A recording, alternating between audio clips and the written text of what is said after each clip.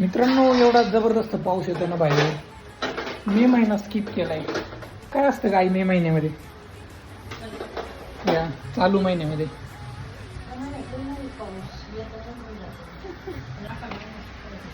आखाड महिन्यासारखा पाऊस चालू आहे बघा. एवढा डेंजर पाऊस आहे ना. नुकसान झालेलं आहे बऱ्याच शेतकऱ्यांचं. आंबे संपलेच आता. जे लोक होते ना मे मध्ये आंबे खाऊ, ते आता विषय सोडून द्या आंब्याचा. पण खरंच नुकसान झालंय बऱ्याच शेतकऱ्यांचं. कांदे भिजले, भुईमुगाच्या शेंगा. आम्ही तर ऊस लावलाय. आता त्या ऊसाचं काय होईल माहित नाही. फर्स्ट टाइम ट्राय केलाय आम्ही ऊसाचा. एवढा पाऊस असल्यावर काय होईल ऊसाचं?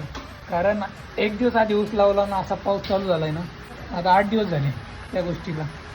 ऊस येईल का नाही खाली कॉमेंट्स करून सांगा.